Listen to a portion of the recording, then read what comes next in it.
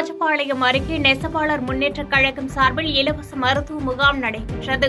விருதுநகர் மாவட்டம் ராஜபாளையம் அருகே தமிழ்நாடு நெசவாளர் முன்னேற்றக் கழகம் சமுசிகாபுரம் கிளை சார்பில் இலவச மருத்துவ முகாம் தமிழ்நாடு நெசவாளர் முன்னேற்றக் கழக மாநில தலைவர் கணேசன், சாத்தூர் முன்னாள் சட்டமன்ற உறுப்பினர் ராஜவர்மன் தலைமையில் நடைபெற்றது. இம்முகாமில் எலும்பு மற்றும் நரம்பு சார்ந்த நோய்களுக்கு எலும்பு அறுவை சிகிச்சை சிறப்பு நிபுணர் மருத்துவர் ரவிச்சந்திரன் 200க்கும் மேற்பட்ட அப்பகுதியில் உள்ள பொதுமக்களை பரிசோதனை செய்தார்.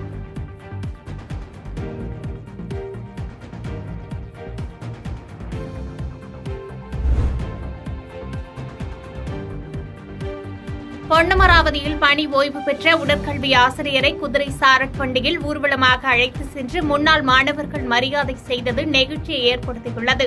புதுக்கோட்டை மாவட்டம் பொன்னமராவதி அருகே வலசக்கோட்டை அரசு உயர்நிலைப் பள்ளியின் உடற்கல்வி ஆசிரியராக பணியாற்றிய இன்பராஜ் பொன்னுத்துரை பணி ஓய்வு பெற்றார்.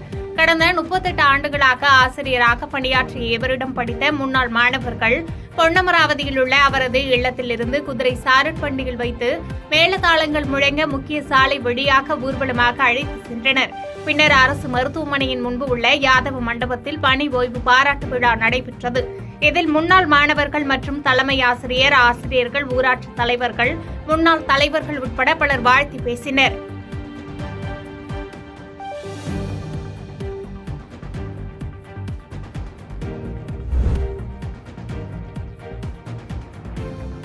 காஞ்சிபுரம் மற்றும் சுற்றுவட்டார பகுதிகளில் சூறைக்காற்றுடன் 1 மணி நேரம் கொட்டி தீர்த்த கனமழையால் சாலைகள் வழிந்து ஓடிய மழைநீரால் வாகன ஓட்டிகள் பாதிப்புக்குள்ளாகினர். காஞ்சிபுரம் மாவட்டம் முழுவதும் இரவு சூறைக்காற்று மற்றும் இடியுடன் கூடிய கனமழை பெய்தது.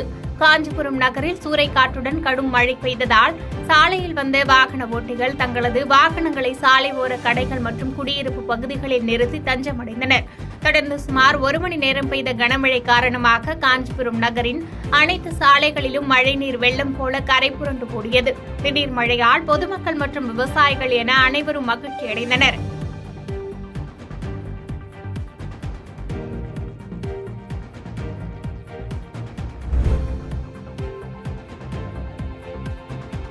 பாஜக மாநில தலைவர் அண்ணாமலை பொள்ளாச்சி தொழில் வர்த்தக சபை தலைவர் ஜி.டி. கோபாலகிருஷ்ணன் மறைவுக்கு வீட்டில் நேரில் சென்று அஞ்சலி செலுத்தி அவரது குடும்பத்தாருக்கு ஆறுதல் கூறினார். கோவை மாவட்டம் பொள்ளாச்சி தொழில் வர்த்தக சபை தலைவராக இருந்தவர் ஜி.டி. கோபாலகிருஷ்ணன். இவர் முன்னாள் அதிமுக அமைச்சர் செங்கோட்டையனின் உறவினர் ஆவார். இவர் கடந்த 28ஆம் தேதி அதிகாலை திடீரென உடல்நலக்குறைவால் காலமானார்.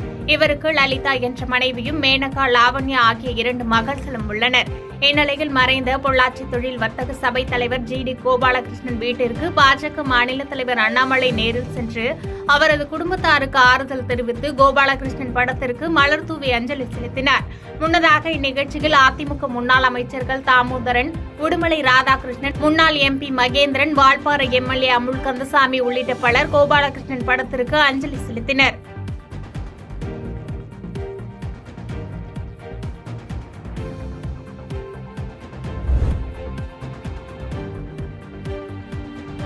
வாணியம்பாடியில் நடைபெற்ற மாநில அளவிலான சிலம்பம் போட்டியில் 25 மாவட்டங்களிலிருந்து 1000 மாணவர்கள் மற்றும் சிலம்பாட்ட வீரர்கள் பங்கேற்றனர். திருப்பத்தூர் மாவட்டம் வாணியம்பாடியில் மாநில அளவிலான சிலம்பம் மற்றும் யோகா போட்டிகள் நடைபெற்றது. இந்த போட்டியை வாணியம்பாடி டிஎஸ்பி விஜயகுமார், வணிகர் சங்க நிர்வாகி மாதேஸ்வரன் ஆகியோர் கலந்து கொண்டு சிலம்பம் மற்றும் யோகா போட்டிகளை துவக்கி வைத்தனர். இந்த போட்டியில் வேலூர், திருவண்ணாமலை உள்ளிட்ட 25க்கும் மேற்பட்ட மாவட்டங்களிலிருந்து 63 குழுவினர் 5 வயது முதல் 18 வயது வரையிலான சிறியவர்கள் முதல் பெரியவர்கள் வரை சுமார் 1000 மாணவர்கள் கலந்து கொண்டு 2 பிரிவுகளாக போட்டியில் தங்களது திறமைகளை வெளிப்படுத்தினர். சிலம்பம் மற்றும் யோகா போட்டிகளில் வெற்றி பெற்றவர்களுக்கு பாராட்டு சான்றிதழ்கள் மற்றும் சிறப்பு பரிசுகள் வழங்கப்பட்டது.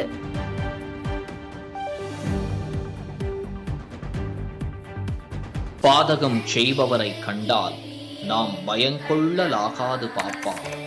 மோதி மிதித்து விடு பாப்பா, அவர் முகத்தில் உமிழ்ந்து விடு பாப்பா. அண்மை செய்திகளை உடனுக்குடன் தெரிந்து கொள்ள இணைந்திருங்கள் இயம்நாடு தொலைக்காட்சியுடன்.